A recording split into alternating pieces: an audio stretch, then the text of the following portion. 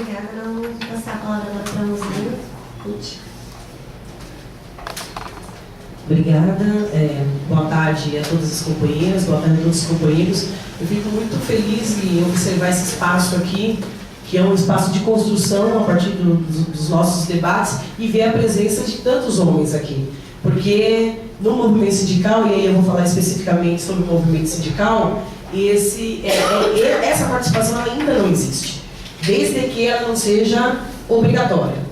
Porque enquanto você tem uma mesa de debate sobre o tema de mulheres nos congressos, nas plenárias, então você meio que obriga os homens a estarem presentes e fazendo debate. Agora, isso porque é uma forma obrigatória. Os delegados têm que estar presentes, têm que estar discutindo.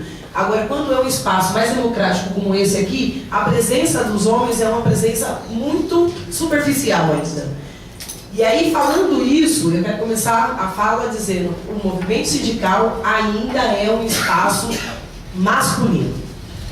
A participação das mulheres, e aí eu fiz todo o roteiro de fala aqui, não sei se eu vou seguir nada disso, mas deve ter 10 minutos, passou muito rápido assim, então eu vou tentar sistematizar bem o que eu estava pensando para esse espaço aqui, que eu acho que é mais um espaço de formação, de construção do que de debate político.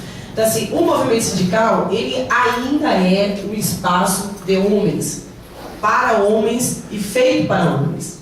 E que é a passos muito devagarinho, muito sensíveis, que nós estamos conseguindo fazer essa mudança, essa alteração, que é essa fala que a Nalu fez agora. A gente tem que transformar a política. E transformar a política é transformar também o movimento sindical brasileiro. Porque senão você não permite a participação das mulheres. Hoje a gente tem uma população onde tem 51% são mulheres no Brasil e só 39% são trabalhadoras mulheres. A gente sabe que a participação da mulher no mercado de trabalho é muito maior do que isso. O problema é que as mulheres são inseridas no mundo do trabalho de forma precarizada.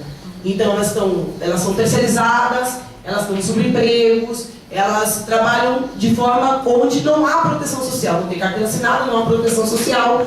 E aí a gente faz muito debate sobre, que é um debate que nós estamos ontem com a companheira Janete aqui, que é o trabalho doméstico, que é a grande maioria, 93% dos trabalhadores domésticos hoje no Brasil são mulheres, então a gente se refere a trabalhadoras domésticas, são mulheres negras e são mulheres jovens. Então esse debate da participação da mulher no mundo do trabalho é uma participação muito difícil de fazer ainda. E como que você altera o nosso espaço para propiciar que as mulheres tenham acesso ao debate sindical no Brasil? E aí então a gente tem uma série de temas. Uma delas é o debate da creche. Se você tem um espaço de debate do movimento sindical, de qualquer categoria que seja química, seja bancária, seja metalúrgica, do setor público que tem uma presença maior de mulheres, mas na história, mesmo desses movimentos, os presidentes dos sindicatos são homens. Mesmo tendo uma participação de 80% a 90% de mulheres da base, os presidentes são sempre homens, o que está mudando agora nesse último período. Então, quando você tem espaços de mudança, creche, espaços de debate sobre cursos específicos para as mulheres, isso permite e amplia a participação das mulheres nesse espaço. A CUT, nós passamos por alguns processos para permitir a ampliação e a qualificação das mulheres no espaço de construção nosso. A gente chegou a um determinado momento, eu falo a gente porque eu faço parte da Central Única dos Trabalhadores, mas eu sou nova ainda, então eu conheço pela história, não pela participação efetiva dentro da Central Única dos Trabalhadores e Trabalhadoras. Então, assim, a história das mulheres é assim, um congresso da CUT onde você tem 80% de participação de homens e só 20% de participação de mulheres. Aí você começa a relacionar outros dados. A presença de jovens mulheres no sindicato também é muito pequena. O que vem mudando só agora com o debate das secretarias estaduais, da Secretaria Nacional de Juventude. A participação de mulheres negras no movimento sindical também é muito pequena. É muito pequena. E outra coisa é a participação de mulheres casadas. Parece que não, mas quem milita no mundo sindical hoje são mulheres que são ou solteiras ou divorciadas.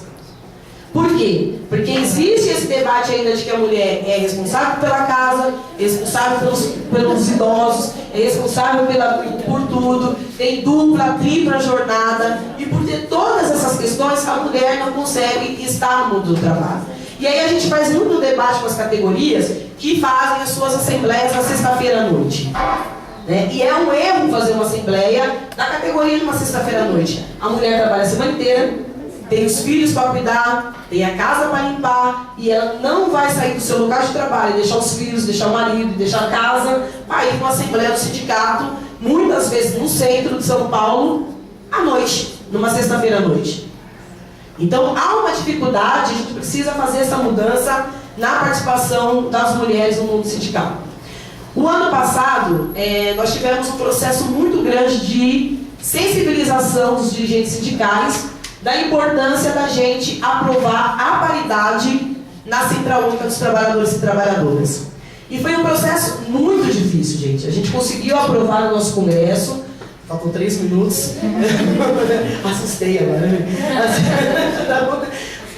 A gente conseguiu aprovar a paridade no nossos espaços, então a partir de 2015, isso com mudança estatutária. A gente precisa fazer essa mudança estatutária, porque tem uma ideia ainda de que a nossa categoria não tem 50% de mulheres, os petroleiros, eu sou química, eu posso falar com muita propriedade sobre isso, os petroleiros fazem um debate de que a gente tem 17% de mulheres na base, então a gente só vai investir na formação de 17% de mulheres.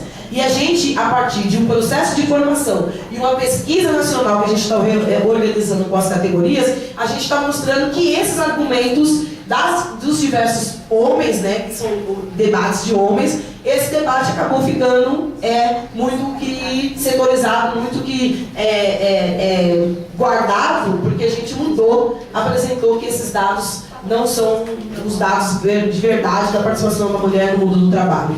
E mesmo com a paridade, a gente sabe que tem uma dificuldade muito grande de organização e de participação. E nós temos muito desafio para esse próximo período, em especial até chegar ao Congresso da CUT em 2015, de fazer de fato com que as mulheres entendam que esse espaço é um espaço coletivo e é um espaço que as mulheres têm sim que estar à frente. E estar à frente não é estar somente nas secretarias de mulheres, não é só estar à frente das secretarias de juventude, de combate ao racismo, de comunicação. Nós queremos sim ser presidentes da CUT, das CUTs estaduais, da CUT nacional. Nós queremos ser secretárias gerais da CUT nacional e da CUT estadual, porque isso que a Ana Lu apresenta é muito importante. Quando se organiza uma pauta de reunião, quem decide a pauta de reunião é o presidente e o secretário-geral, que na maioria das vezes são homens. Então, a pauta das reuniões acabam vindo já que pré-organizadas. Então, é importante saber, e esse é um processo nosso, é um grande desafio nosso, é sensibilizar o conjunto da classe trabalhadora, o conjunto dos dirigentes sindicais, da participação da mulher. Por que é importante ter mulher decidindo os rumos da política do sindicalismo brasileiro? Queria agradecer aqui, desculpa que eu passei o tempo, mas queria agradecer ao convite que foi feito à Central Única dos Trabalhadores e Trabalhadoras, e aí como tem uma série de elementos que não dá para a gente apresentar em 10 minutos, eu também vou esperar o debate para tentar ajudar um pouco mais com a nossa estruturação da CUT. Obrigada.